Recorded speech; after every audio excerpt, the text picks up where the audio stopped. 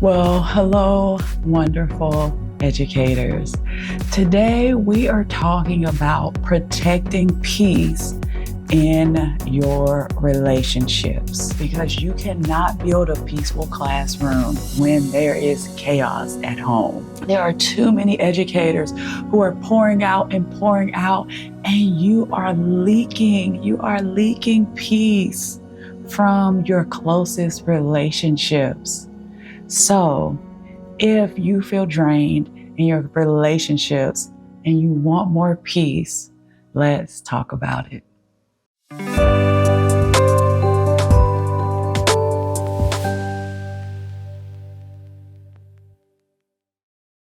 Hey, it's Jill Waters, your Oasis mentor here, and welcome to Oasis for Teachers. It is a place all about becoming the whole educator, preventing and overcoming teacher burnout through our 5 pillars in your body, mind, spirit, finances, and in your relationships. For more resources on how to overcome that teacher burnout and become the whole educator, go to oasisedservices.com. Don't forget to like and subscribe to this channel and send this to a teacher bestie who you know is struggling in a relationship and they need to protect their peace. So I think this is so important because number one, it's so important to protect our peace, whether it's in our classroom or in our relationships. And I think a lot of times we're going into the classroom, and I get it, been there, done that, where my home life is affecting my classroom life and vice versa.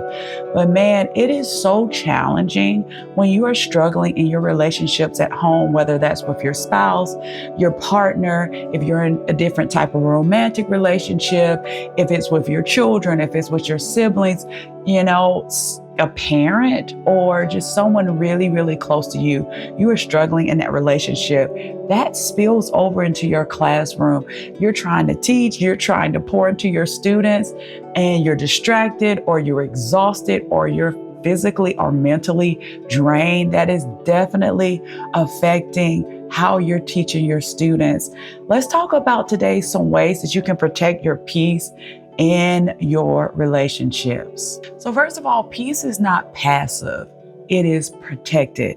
This is something that you are going to have to do intentionally. You can't just sit back and hope and wish that things will be more peaceful in your relationships. Peace is something that you want to guard. So if a relationship leaves you anxious, if it's making you question your worth or question what your role is in the relationship or what their role is in the relationship, if it disrupts your sleep or drains your energy, that's not just a rough season, that's data. And as whole educators, we pay attention to data, don't we now? If we can use data to inform our instruction or to navigate how we teach our students, right? We take assessments, we use that data to plan and to help our students with our instruction and all of the things, interventions, extension, all the things. Let's use that same data in our relationships. If this is constantly going on, it is speaking something to you. Your nervous system is data, exhaustion is data, the tension is data. That peace requires boundaries. So in order to keep that peace, let's talk about our next step. Let's set some boundaries. Boundaries are not punishment. So boundaries are not about controlling someone else. They're not about punishing someone. These boundaries are for you, about regulating yourself. You can love someone and you can still say, hey, I'm not engaging in this disrespect. I'm not going to argue in circles. I'm not going to carry emotional weight that is not mine. So protecting your peace doesn't mean you're selfish. It means you're sustainable, and sustainability is the goal. So sometimes you need to set those boundaries. Hey, I'm not gonna continue to have this argument with you. If someone in a relationship, if you know they're going to be coming with that negative energy, especially with phone calls and things like that, you don't have to necessarily totally cut off the relationships. There are some relationships where you can't love people at a distance. That is challenging when it is a close relationship, when the person is in the home. Sometimes you have to cut off those conversations. Sometimes with the phone call, you have to say, you know what? Hey, I have something else to do. Got to let you go. When the conversation is going left or is going to a negative place that you don't want to go, or in the home, you all are having a conversation. Set a timer. If you are having a disagreement, it should not go beyond 10 minutes. Set a timer. Do not argue for hours and hours and hours. If you're having an argument and it is getting heated, hey, listen, for the sake of our peace, let's just pause. Let's pause this right here. Let's take some time. Let's step away. Because honestly, with a disagreement or with a heated conversation, the goal in a relationship is not to be right. The goal is not to win the fight. You don't win. That is not a win. Also, the goal is not to listen in order to know how to come back at that person. The goal is to listen and to understand the other person's point of view. You may never agree on certain things, but to at least have that empathy, that understanding. Hey, your point is valid. I understand your point of view. I understand where you're coming from. I'm listening to what you're saying, and I am respecting your opinion. There is no win in the fight if we're just constantly fighting. That's not winning. All right, here we go. Number 3, you cannot heal in a space that keeps wounding you. Can we say that again?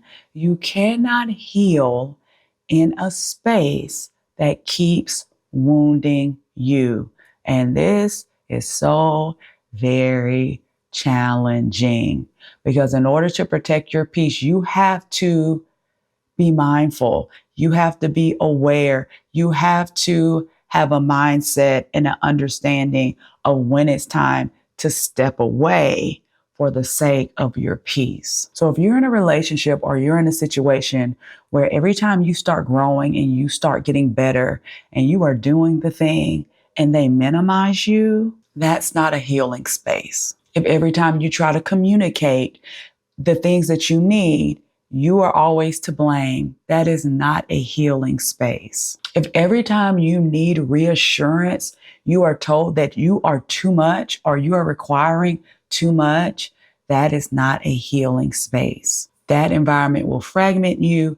That environment will cause you to burn out. It will cause you to lose yourself because you cannot be in a whole classroom if you are shrinking in relationships. So I want you to be really mindful, really prayerful about if you're needing to, let's bring about some space in this situation so that you can grow and heal outside of a space that is wounding you. I was thinking about it this way. So if you have a wound or a surgery or some type of illness or injury that you are healing from, and then you have someone who is constantly reopening or irritating that wound every time it is on the point of healing or is attempting to heal, it is being aggravated or reopened, or that person is causing more and more wounds. That is an issue. It is almost impossible to heal in that type of environment. So that's something you have to think about, ponder, pray about. Do you need to separate? Do you need to have some space in that situation? All right, here we go. Number 4, peace sometimes requires hard decisions. So sometimes protecting your peace means having those hard conversations. This is so challenging for me. I love people. I don't want to disrupt anything. I don't want to rock the boat. I don't want to upset anyone. And so sometimes it is challenging for me to have hard conversations where I might hurt another person, not in a way that is neglectful or I'm not trying to be malicious, but knowing sometimes the truth hurts and knowing that I'm going to hurt someone, that is very challenging for me. And that could be for you too. But knowing that choosing yourself, that's not selfish, but to know to protect your peace, sometimes you need to have hard conversations. Sometimes you need to redefine expectations. Sometimes this is so challenging, but sometimes you need to create distance. Sometimes you need to choose alignment over attachment. And that is for the sake of protecting your peace. And that is maturity, because whole educators do not abandon their peace just in order to please other people. They protect their peace. All right, so if you are feeling tension in a close relationship right now, I want you to pause, I want you to stop, and I want you to ask yourself, is this relationship helping me to become whole, or is it slowly fragmenting me? Protecting your peace, it is not dramatic, it is disciplined. And when you protect your peace in your relationships, you show up calmer in your classrooms, clearer in your leadership, and stronger in your identity. That is how we prevent burnout, and that is how we become whole.